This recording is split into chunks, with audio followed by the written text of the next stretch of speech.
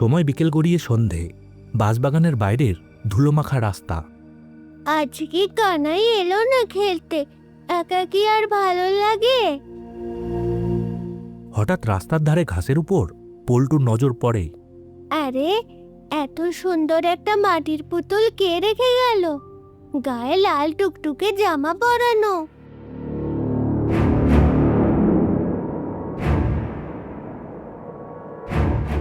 হোমা, ওই তো সামনে আর একটা পুতুল পড়ে আছে। পল্টু, ও পল্টু, আয় এইদিকে আয়। কে কে ডাকে আমাকে? আসছি, আমি আসছি।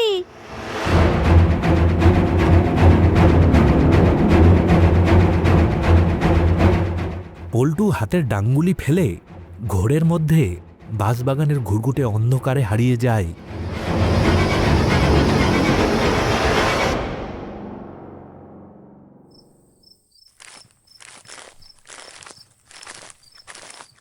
কিছুক্ষণ পর এদিকে সূর্য প্রায় ডুবে গেছে।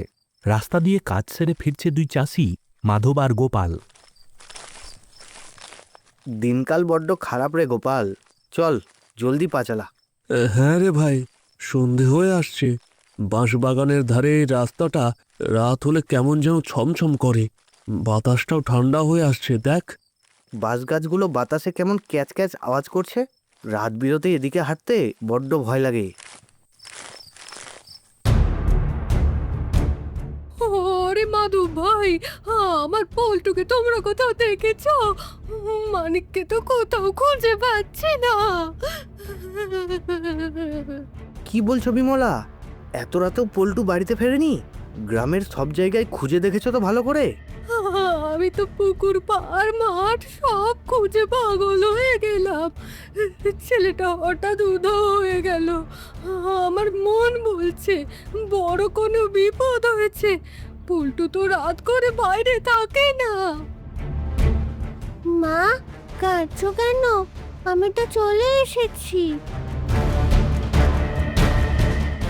ওরে আমার বাপরে, তুই ওই ঘুটঘুটে অন্ধকারের মধ্যে কি করছিলি? তুই তো আমার প্রাণ পাখিটা বের করে দিয়েছিলি।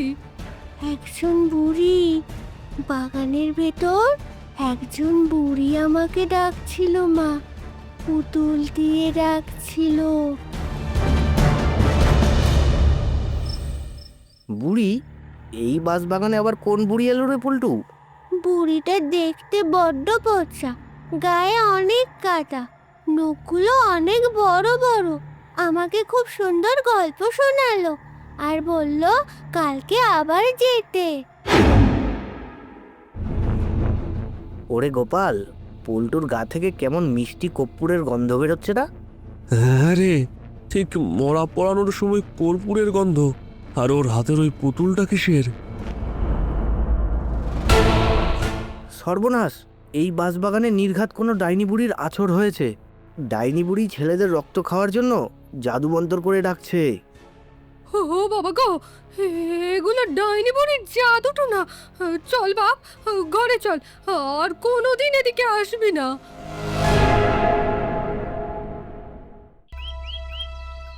পরদিন সকালবেলা মোড়লের চণ্ডীমণ্ডপ। ধুর মাধব, যত সব গাঁজাখুরি কথা। পল্টু হয়তো বাগানে খেলতে গিয়ে পথ হারিয়েছিল। আজ তোরা বানিয়ে বানিয়ে ডাইনি বুড়ির গল্প ফাঁদছিস।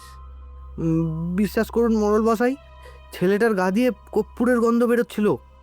এটা তো সাধারণ গল্প না। পল্টু নিজের মুখে বলেছে একটা কাদামাখা বুড়ি নাকি তাকে গল্প শুনিয়েছে। ওই বাঁশবাগানে নির্ঘাত কোনো ডাইনি বুড়ি থাকে। এই তোরা অকারণে আতঙ্ক ছড়াচ্ছিস। বাঁশবাগানে শেয়াল কুকুর থাকে, ভূত এলো কোথা থেকে? মোড়ল মশাই, সর্বনাশ হয়ে গেছে। কি হয়েছে নিতাই? তুই এমন হাঁপাতে হাঁপাতে এলি কেন? কালকে রাতে আরো দুটো ঘটনা ঘটেছে। আমার বড় ভাইপো সুবল আর ঘোষালদের বাড়ির ছোট ছেলে কানু, দুজন একা একা রাত বিরেতে ওই বাঁশ বাগানে ঢুকে গেছিল। সুবল আর কানুও গেছিল?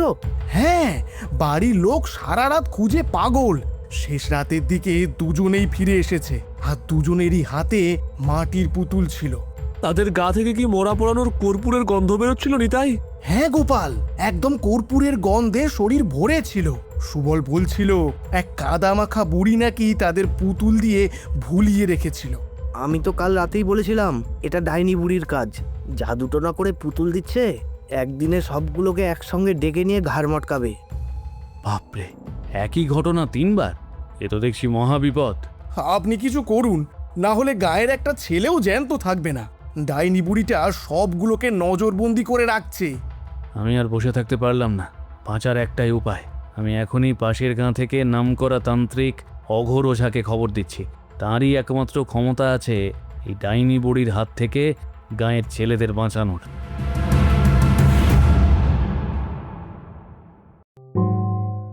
ওই দিন দুপুরবেলা মোড়লের বাড়ির উঠোন, পরনে রক্তজবা রঙের লাল কাপড়, গলায় রুদ্রাক্ষের মালা, কপালে মস্ত বড় সিঁদুরের টিপ, চোখ দুটো জবা ফুলের মতো লাল, আর হাতে পেল্লায় ত্রিশূল নিয়ে ভেতরে ঢুকলেন অঘোর ওঝা। জয় মা ভবতারিণী, আমি এসে পড়েছি মোড়ল। আসুন আসুন ওঝামশাই, আপনি আমাদের ভরসা। গাঁয়ের যা অবস্থা, মানুষ রাতে চোখের পাতা এক করতে পারছে না। তা পারবে কেমন করে? তোমাদের গায়ের বাতাস তো পচা রক্ত আর মরার গন্ধে ভরে আছে গো।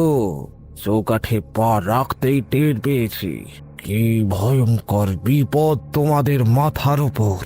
ও জামশাই, ওই বাঁশবাগানে কিসের উপদ্রব? বাচ্চাদের ধরে নেয় কেন? ওং হ্রিং হ্রিং হ্রিং ডং হিং রে শিবং রে শিলং। ওই বাঁশবাগানে এক ভয়ঙ্কর রক্ত পিপাসু ডাইনি বুড়ি বাসা বেঁধেছে মোড়ল। সে তোমাদের বাচ্চাদের কাঁচা রক্ত আর কলিজা খেতে চায়। ও বাবা গো, তাহলে আমাদের ছেলেদের কাল রাতে ঘর না মোটকে জ্যান্ত ছেড়ে দিল কেন? ও ডাইনি কি দয়া করলো? দয়া? ডাইনির আবার দয়া কিসের? ডাইনি দিনক্ষণ গুনছে। বাচ্চাদের শরীরে জাদু মন্তর করে কর্পূরের গন্ধ মাখিয়ে ছেড়ে দিচ্ছে। কর্পূরের গন্ধ কেন দিচ্ছে ওঝামশাই? ওটা ডাইনির ছাপ, যেন অমাবস্যার সঙ্গে সঙ্গে কর্পূরের গন্ধে ভরে থাকা ওই বাচ্চারা ঘুমের ঘোরে বাগানে একা হেঁটে চলে যায়। একসঙ্গে সবগুলোকে খাবে ডাইনি বুড়ি। ওরে বাপরে, তাহলে তো সর্বনাশ হয়ে যাবে। ভয় নেই, অঘোর ওঝা যখন এসে পড়েছে তখন ডাইনি বুড়ির রক্ষা নেই। আজ রাতেই আমি বাগানের বাইরে বসে মহাযজ্ঞ করব। আপনি ডাইনিটাকে পুড়িয়ে মারুন ওঝামশাই, যা খরচ লাগে, যা খরচ লাগে আমি দেব। হ্যাঁ, যজ্ঞের জন্য আমাকে কিছু জিনিসপত্র জোগাড় করে দাও। 108টা জবা ফুল, কাঁচা মাংস আর সিঁদুর। আর শোনো, রাতের বেলা কেউ যেন বাঁশ বাগানের ধারে কাছে না যায়। ডাইনি বড্ড রাগী থাকবে। গ্রামের ধনী লোক বিকাশ ওঝার আসার খবর পেয়ে সে রুক্ষ মেজাজে মোড়লের বাড়িতে এসে উপস্থিত হয়। তার সাথে রয়েছে তার ফুটফুটে ছেলে রাজু। বলি, ও মোড়ল মশাই, গায়ে তো দেখছি আজ তো সার্কাস বসিয়ে ফেলেছে না? আরে বিকাশ, সার্কাস হবে কেন? এই গাঁয়ের বাচ্চারা যে বাঁশবাগানে চলে যাচ্ছে, সেই বিপদ কাটানোর জন্যই ওঝামশাইকে আনিয়েছি। আরে রাখুন রাখুন আপনার ওঝা। যত সব ভণ্ড তান্ত্রিক ধরে এনে গায়ের গরিব আর মুখ্য মানুষদের আপনারা বোকা বানাচ্ছে। বিকাশবাবু, আপনি তো নিজের চোখে দেখেননি। ছেলেদের অবস্থা দেখলে আপনিও ডাইনি বুড়ির কথা বিশ্বাস করতেন। আরে চুপ করো মাধব, ডাইনি ফাইনি কিচ্ছু নেই। বাঁশবাগানটা আমার নিজের কেনা সম্পত্তি। শহরের এক প্রমোটারকে ওটা বিক্রি করব। আপনারা রটিয়েছেন ওখানে ডাইনি বুড়ি থাকে, দাম কমানোর ফন্দি না? অহংকার পতনের মূল বিকাশ বাবু। আপনি শিক্ষিত মানুষ হতে পারেন, টাকার গরমে অনেক কিছু কিনতে পারেন, কিন্তু বাঁশ বাগানের অন্ধকারের খবর আপনি রাখেন না। আমাকে ভয় দেখাবেন না ওঝা। আজকালের মধ্যেই লোক লাগিয়ে আমি পুরো বাঁশ বাগানটা কেটে সাফ করে দেব। দেখি দেখি কোন ডাইনি বুড়ি আমাকে আটকায়। ওখানে যে পিশাচের বাস, নিজের চোখে না দেখলে বিশ্বাস হবে না। আপনার অহংকারের জন্য আপনার নিজের বড় কোনো ক্ষতি না হয়ে যায় বাবু। বাবা, দাদুনটা কে গো? ও চোখ দুটো আমার লাল কেন? আমার বড্ড ভয় করছে বাবা। চলো ঘরে যাই। ভয় নেই রে দাদু ভাই, তুমি আমার কাছে এসো, তোমাকে সুন্দর একটা তুকতাক শিখিয়ে দেব। খবরদার ওঝা, আমার ছেলের দিকে নজর দেবেন না। আপনার ভণ্ডামি নিয়ে গায়ের মুখ্য লোকেদের বোকা বানান, আপত্তি নেই। আমার ধারে কাছে ঘেঁষবেন না। আমি তো নজর দিইনি বিকাশ বাবু, কিন্তু ওই বাঁশবাগানের ডাইনি বুড়ির নজর বড্ড খারাপ। সে বড় লোক আর গরিবের ফারাক বোঝে না। রক্ত তো সবারই লাল। ডাইনি বুড়ি এলে আমি বন্দুক দিয়ে তার বুক ঝাঁঝরা করে দেব। রাজু, চল বাবা, চল। বিকাশ হনহন করে চলে যায়। অগরজা তার যাওয়ার দিকে তাকিয়ে কুটিল শয়তানি হাসি হাসে। গায়ের লোকেরা ভয়ে চুপ করে থাকে।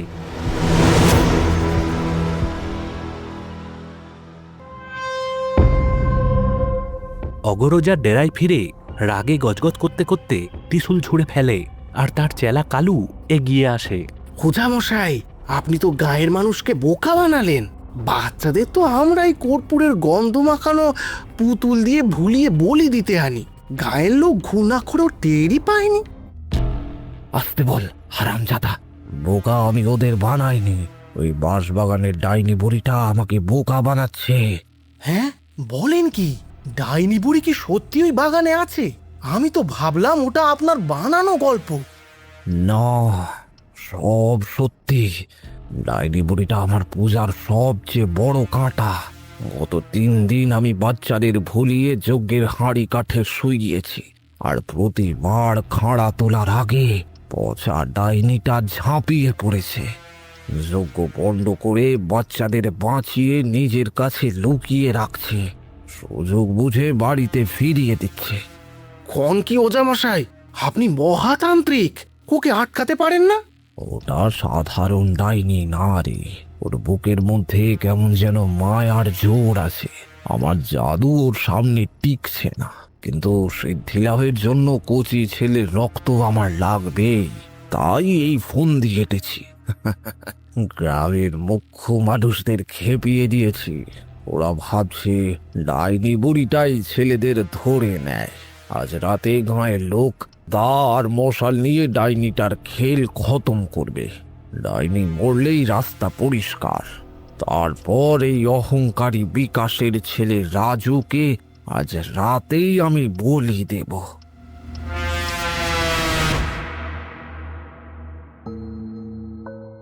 বিকাশের বাড়ির ভেতরটা বেশ নিস্তব্ধ। বিকাশ চেয়ারে বসে খবরের কাগজ পড়ছে, কিন্তু তার মন অশান্ত। স্ত্রী মালতী 1 কাপ চা নিয়ে ঘরে ঢোকে। ওগো শুনছো, গায়ের লোকেরা নাকি বাঁশবাগান নিয়ে খুব বলাবলি করছে। তুমি খামোখা মোড়ল আর ওঝার সাথে কি ঝগড়া করতে গেলে কেন? আরে ঝগড়া করবো না তো কি, গলায় মালা পরাবো? আমার নিজের সম্পত্তি ওরা রটিয়েছে, ওখানে নাকি ডাইনি বুড়ি থাকে। ভয় দেখিয়ে আমাকে সস্তায় জমি বেচাতে চাইছে। কিন্তু বাচ্চারা তো সত্যি সত্যি রাতের বেলা ঘোরের মধ্যে ওখানে চলে যাচ্ছে। আচ্ছা, একটা কথা জিজ্ঞেস করব, রাগ করবে না তো? কি কথা? এই ভনিতা না করে সোজা কথায় বলো তো মালতী। এমনিতেই আমার মেজাজ ভালো নেই। বছর খানেক আগে মা যখন ওই বাঁশবাগানের রাস্তায় মারা গেল, তারপর থেকেই বাঁশবাগানের নাম শুনলেই তুমি রেগে ওঠো। তুমি কি কিছু লুকাচ্ছ? মায়ের তো চোখে কম দেখার ব্যামো ছিল। অত রাতে ঘুটঘুটে অন্ধকারে বাঁশবাগানে কেন যাবে বলো তো? মালতী, তুমি সীমা ছাড়িয়ে যাচ্ছ। মা বুড়ো মানুষ ছিল, চোখে দেখতে পেত না। রাতে বাথরুমের নাম করে বেরিয়ে পথ হারিয়েছিল, আর ভয়ে হার্ট অ্যাটাক করে জঙ্গলে মারা গেছে। এতে লুকোনোর কি আছে? আমি তো শুধু বলছিলাম যে মায়ের আত্মা হয়তো শান্তি পায়নি, তাই বাঁশবাগানে। চুপ করো, চুপ করো। কোনো আত্মা পাত্তা নেই পৃথিবীতে। আমি কালই লোক লাগিয়ে বাঁশবাগান জ্বালিয়ে দেবো। আরে তুমি যাও যাও, রাজুকে দেখো, ও বারান্দায় খেলছিল। হ্যাঁ, রাজুকে ঘরে নিয়ে আসছি, সন্ধে হয়ে গেছে। মালতী দ্রুত পায়ে খোলা বারান্দায় যায়। বারান্দা একদম ফাঁকা, রাজুর খেলনাগুলো মাটিতে পড়ে আছে, কিন্তু রাজু নেই। মালতী এদিক ওদিক খোঁজাখুঁজি করে। রাজু, ও বাবা রাজু, ও কোথায় গেলি তুই? ঘরে আয়। কোনো সাড়া নেই। মালতী সদর দরজার বাইরে রাস্তায় তাকায়, চারিদিক অন্ধকার। হঠাৎ তার চোখ যায় সদর দরজার বাইরে মাটিতে রাখা একটা মাটির পুতুলের দিকে।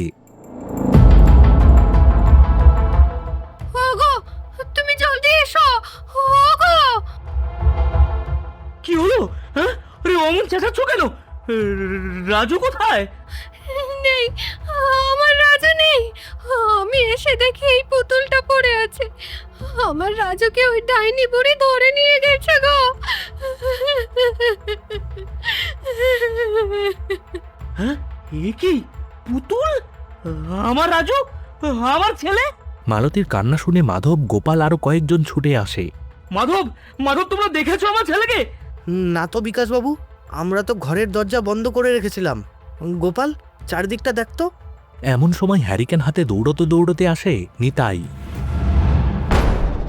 বিকাশবাবু, সর্বনাশ হয়ে গেছে। আমার রাজু? হ্যাঁ, ছেলেটাকে পেলি কোথাও? আরে বলনি তাই। আমি নিজের চোখে দেখলাম, দোকান থেকে ফিরছিলাম, দেখি রাজু কেমন কলের পুতুলের মতো ঘাড় গুঁজে সোজা বাঁশবনের দিকে হেঁটে চলে গেল। আমি ডাকলাম, পিছনে দৌড়ালাম, সারাই দিল না, অন্ধকারে মিলিয়ে গেল। ওরে বাবা গো, ডাইনি বুড়ি আজ আমার মানিককে খেয়ে ফেলবে। ওকে কেউ বাঁচাও। হঠাৎ মশাল আর ত্রিশূল হাতে সেখানে হাজির হয় অঘোরঝা, সাথে মোড়ল আর একদল গ্রামবাসী। দুপুরে সাবধান করেছিলাম বিকাশবাবু, ডাইনি বুড়ি আজ বড় রক্তের স্বাদ পেয়েছে। ওঝা, আমার ছেলেকে বাঁচাতে পারলে আমি অর্ধেক সম্পত্তি তোমাকে লিখে দেব। বলো, বলো কি করতে হবে, বলো। টাকার মায়া আমি করি না, কিন্তু ডাইনি বুড়ি তোমার ছেলের কলিজা খাওয়ার জন্য উঁত পেতে আছে। একলার সাধ্য নেই ওকে রোখার, তোমাকেও আমার সঙ্গে যেতে হবে। আমরাও যাব বিকাশ। গাঁয়ের সব বেটা ছেলেরা মশাল আর লাঠি এনেছে। ওই ডাইনি বুড়িটাকে আজ জ্যান্ত পুড়িয়ে মারবো। ডাইনি বুড়ি? হ্যাঁ, আজ ওর ডাইনিগিরি আমি বের করছি। বিকাশ দৌড়ে ঘরে ঢুকে একটা ধারালো বড় দা আর জ্বলন্ত মশাল নিয়ে বাইরে বেরিয়ে আসে। আজ ওই ডাইনির কলিজা দা দিয়ে কেটে আনবো। আমার ছেলের গায়ে একটা আঁচড় কাটলে আমি তাকে জ্যান্ত পুঁতে ফেলবো। চলেন ওঝা মশাই, চলেন সবাই। চলো সবাই, আজ রাতেই ডাইনি বুড়ির খেল খতম করব। জয় মা ভবতারিণী।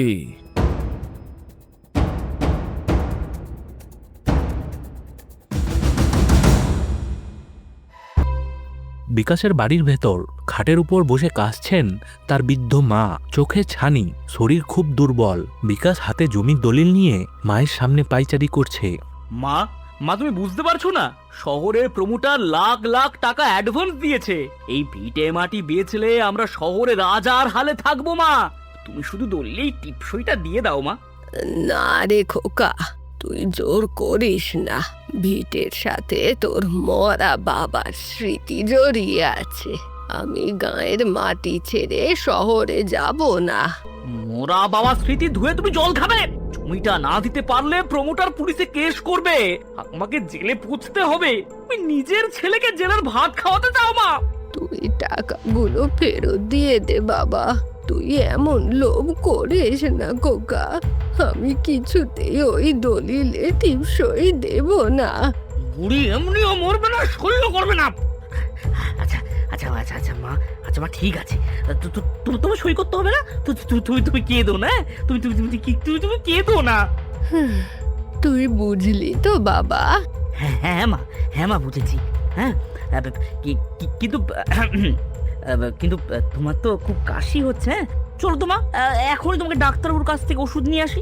এত রাতে?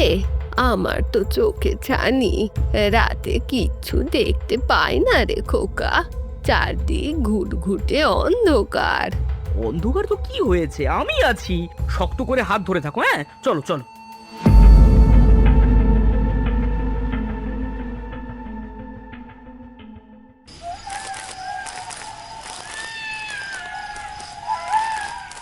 ঘুটঘুটে অন্ধকার বাঁশবাগান, শেয়ালের ডাক শোনা যাচ্ছে।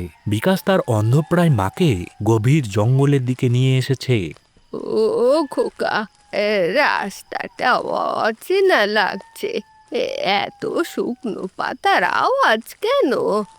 ডাক্তার বাবুর ঘর তো এদিকে না। তুই কোথায় নিয়ে এলি বাবা? ডাক্তার বাবুর কাছে নয় মা, তোমাকে বাপের স্মৃতি মাখা বাঁশ বাগানেই নিয়ে এসেছি। তুই হাত ছেড়ে দিলি কেন খোকা? চারদিক তো জঙ্গল মনে হচ্ছে। আমার যে বড্ড ভয় লাগছে রে। তুই কোথায় গেলি? তুমি দলিলে সই করবে না তো মা? ঠিক আছে, শহরের উকিল রাস্তা বাতলে দিয়েছে। তুমি বেঁচে থাকতে সই ছাড়া জমি বিক্রি করা যাবে না ঠিকই, কিন্তু তুমি মরে গেলে একমাত্র ওয়ারিশ হিসেবে পুরো বাঁশ বাগান আমার নামে হয়ে যাবে। তখন সইয়ের দরকার পড়বে না। খোকা, তুই সম্পত্তির লোভে জন্মদাত্রী মাকে মেরে ফেলবি? আমাকে শেয়ালে খাওয়ার জন্য রেখে যাচ্ছিস? আমাকে মাফ করে দিও মা, আমার অন্য উপায় ছিল না। জেলের ভয় আমি সহ্য করতে পারবো না। শেয়াল কুকুরের হাত থেকে তোমাকে আজ কেউ বাঁচাতে পারবে না। খোকা রে, ওরে আমার মানিক, তুই আমাকে একা রেখে যাস না। আমি যে চোখে কিচ্ছু দেখি না রে বাবা। শিয়াল ডাকছে রে বাপ, তুই ফিরে আয়। কাল সকালে কাগজে সই করে দেব। আমাকে ফেলে রেখে যাস না রে খোকা, ও খোকা। মায়ের সেই করুণ বুক ফাটা আর্তনাদ বাঁশবাগানের অন্ধকারে মিলিয়ে যায়। শেয়ালের ডাক আরো জোরালো হয়ে ওঠে।